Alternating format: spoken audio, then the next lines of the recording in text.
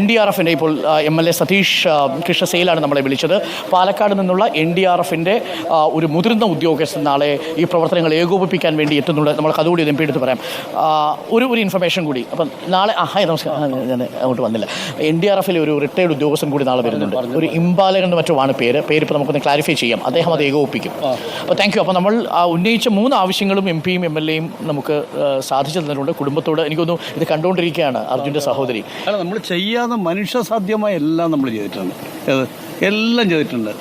Thank you. അപ്പോൾ നാളെ ഒരു NDRFിൻ്റെ റിട്ടയർഡ് ഉദ്യോഗസ്ഥൻ കൂടി ഈ രക്ഷാപ്രവർത്തനങ്ങൾ ഏകോപിപ്പിക്കും. ഇപ്പോൾ അന്തരീക്ഷം തെളിഞ്ഞു നിൽക്കുന്നു. നിർഭാഗ്യവശാൽ സിഗ്നൽ നമുക്ക് ലഭിക്കുന്നില്ല. സിഗ്നൽ ലഭിക്കുമ്പോൾ അന്തരീക്ഷം മാറുന്നു, അന്തരീക്ഷം തെളിയുമ്പോൾ സിഗ്നൽ ഇല്ലാതെയാവുന്നു. ഇതാണ് ഒരുപക്ഷെ ജീവിതത്തിൻ്റെ ഒരു വല്ലാത്തൊരവസ്ഥയിലൂടെയാണ് നമ്മൾ കടന്നു പോകുന്നത്. കഴിഞ്ഞ കുറേ മണിക്കൂറുകളായി ഒരു വലിയ സമൂഹം ഇതിനു പിന്നിലാണ്. അർജുനെ ജീവനോടെ തിരികെ എത്തിക്കാനുള്ള ശ്രമമാണ്. അൺഫോർച്ചുനേറ്റ്ലി ആ ശ്രമം വിഫലമാവുന്നതിൻ്റെ സൂചനകളാണ് ഈ ഘട്ടത്തിലെത്തുന്നത്. ഇടതുഭാഗത്തുള്ള മലയടിവാരത്തിലുള്ള തിരച്ചിൽ ഇനിയൊരു 1-2 മണിക്കൂർ കൂടി മാത്രമേ നിൽക്കൂ. നല്ല അന്തരീക്ഷമുണ്ട്, പക്ഷേ ഒരു സൂചനയും ഇടതുഭാഗത്ത് മലയടിവാരത്തിലില്ല. ഡോക്ടർ അരുൺകുമാർ, ഇപ്പോൾ അദ്ദേഹത്തിന്റെ അർജുന്റെ കുടുംബം അവിടെ കോഴിക്കോട് കാത്തിരിക്കുകയാണ്. MK രാഘവനോട് തന്നെ നേരിട്ട് സംസാരിക്കാനുള്ളൊരു അവസരം അവർക്ക് ഒരുക്കണം. കാരണം അവരാകെ നിരാശ പൂണ്ടിരിക്കുന്ന ഒരു അവസ്ഥയിലാണ്. ഏറ്റവും അർജന്റായിട്ട് നാളെ NDRFിന്റെ ഒരു റിട്ടയർഡ് ഉദ്യോഗസ്ഥൻ ഡൽഹിയിൽ നിന്ന് ഏകോപിപ്പിക്കാൻ വേണ്ടി എത്തുന്നുണ്ട്. അതൊക്കെ നല്ല കാര്യം, വന്നോട്ടെ. നമുക്ക് അതൊന്നല്ല. ഇപ്പം ഇന്ന് രാത്രി നല്ല കാലാവസ്ഥ കിട്ടിക്കിന് ഇന്ന് രാത്രി പണിയെടുക്കാനുള്ള ലൈറ്റിംഗ് സൗകര്യം ഏർപ്പാടാക്കി തരാൻ എന്താ മാർഗമുള്ള അത് ചെയ്തു തരണം. നമുക്ക് അതുകൂടി അതോറിറ്റിയുടെ മുന്നിൽ പറയാം. പക്ഷേ അതിനകത്തൊരു ചെറിയ തടസ്സം നമുക്കുള്ളത് ജിയോളജിക്കൽ സർവേ ഓഫ് ഇന്ത്യയുടെ ഒരു ലിമിറ്റേഷൻ ഉണ്ട്. ഇത്തരം ലാൻഡ് സ്ലൈഡ് പൊട്ടൻഷ്യലുള്ള ഒരു ഏരിയയാണ്. അതുകൊണ്ട് രാത്രി കാലങ്ങളിൽ സെർച്ചിങ് സാധ്യമല്ല എന്നാണ് വിനീത. അല്പസമയത്തിനോടകം തന്നെ അർജുന്റെ കുടുംബാംഗങ്ങൾ സംസാരിക്കും. അവരെ നമ്മൾ കണക്ട് ചെയ്യാൻ ശ്രമിക്കുന്നുണ്ട് PCR-ൽ നിന്ന്. അപ്പോൾ അവരുടെ ആശങ്കകൾ അവരെ സംബന്ധിച്ച് വലിയ നിരാശയുടെ ഒരു സമയത്തേക്ക് എത്തിയിരിക്കുകയാണ്. ഈ വിധത്തിൽ തിരച്ചിലിന് പുരോഗതി ഉണ്ടെങ്കിൽ പോലും MP-യുമായി നേരിട്ട് സംസാരിക്കാൻ വേണ്ടി അഞ്ജു ഉൾപ്പെടെയുള്ള ആളുകൾ നമുക്കൊപ്പം ചേരും. ഡോക്ടർ അരുൺകുമാർ, ഉടൻ തന്നെ അങ്ങയിലേക്ക് തിരിച്ചെത്താം. ഇതിൽ ഏറ്റവും നിർണായകം ബിന്നിൽ നാളെ മുതൽ ഡ്രഡ്ജിംഗ് തുടങ്ങുന്നു എന്നുള്ളതാണ്. പുഴയുടെ അകത്ത് മൺകൂനയുണ്ടെങ്കിൽ അതൊക്കെ മാറ്റിക്കൊണ്ടുള്ള പരിശോധനയിലേക്ക് കടക്കുന്നു എന്നതാണ് ഏറ്റവും നിർണായകമായ ഒരു കാര്യം. ഇത് ദൗത്യം ഏകോപിപ്പിക്കുന്നതിന് വേണ്ടി NDRFിൻ്റെ മുതിർന്ന ഉദ്യോഗസ്ഥനായിരുന്ന വ്യക്തി പാലക്കാട് സ്വദേശിയാണ്. അദ്ദേഹം ഇത്തരം ദൗത്യങ്ങളിലൊക്കെ പങ്കെടുത്ത വൈദഗ്ധ്യമുള്ളയാളാണ്. അദ്ദേഹത്തെ എത്തിച്ചുകൊണ്ട് അദ്ദേഹത്തിൻ്റെ മാർഗ്ഗനിർദ്ദേശം അനുസരിച്ചുകൊണ്ടുള്ള ഒരു പ്രവർത്തനത്തിലേക്ക് കടക്കുന്നു എന്നുള്ളതാണ് നിർണായകമായ ബ്രേക്കിംഗ്. ഇതാണ്.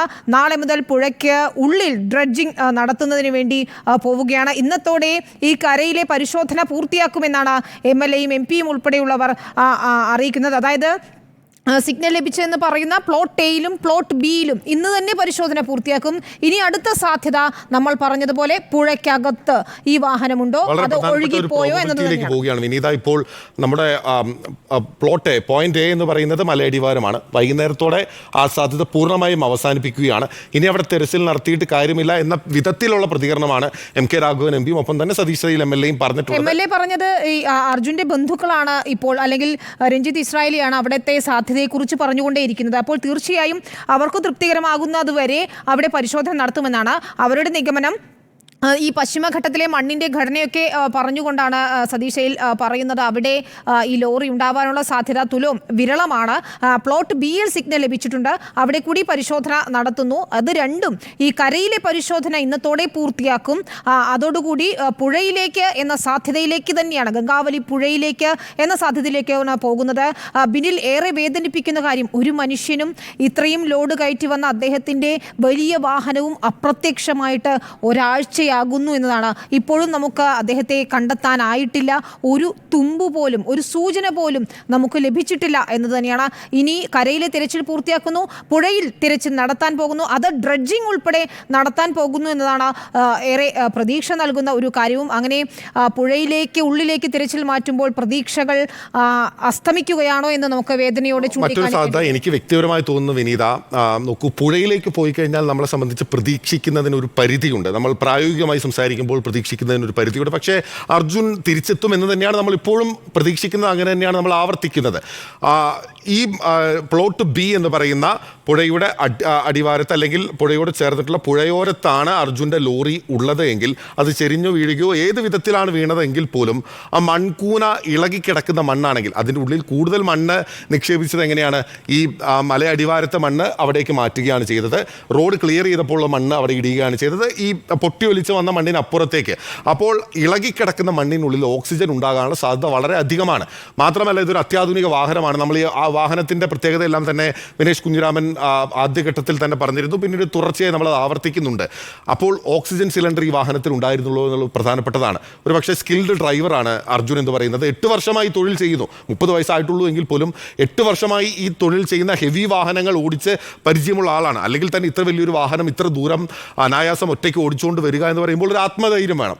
എല്ലാ ഡ്രൈവർമാർക്കും ഉണ്ടാകുന്ന ഒരു ആത്മധൈര്യമുള്ള ഒരു അസാധ്യമായിട്ടുള്ള ആത്മധൈര്യത്തിന് ഉടമയാണ് അർജുൻ എന്ന് നമ്മളിപ്പോഴും വിശ്വസിക്കുകയാണ്. അങ്ങനെയെങ്കിൽ അർജുൻ സർവൈവ് ചെയ്യാനുള്ള സാധ്യതയുണ്ട്. എൻ്റെ മനസ്സ് ആഗ്രഹിക്കുകയാണ്, വ്യക്തമായി പറയുകയാണ്. അങ്ങനെ തന്നെയാണ് നമ്മൾ ആവർത്തിച്ച് പറയുക. ഓക്സിജന്റെ അളവ് ലഭ്യമായിട്ടുണ്ടെങ്കിൽ അർജുൻ സർവൈവ് ചെയ്യാനുള്ള സാധ്യത പൂർണ്ണമായും തന്നെ അവിടെ നിലനിൽക്കുകയാണ്. ആ സാധ്യതകളിലേക്ക് വെളിച്ചം വീശുന്ന തരത്തിലുള്ള തിരച്ചിലാണ്, പ്രായോഗികമായ ഇടപെടലാണ് ഈ ഘട്ടത്തിൽ ആവശ്യം.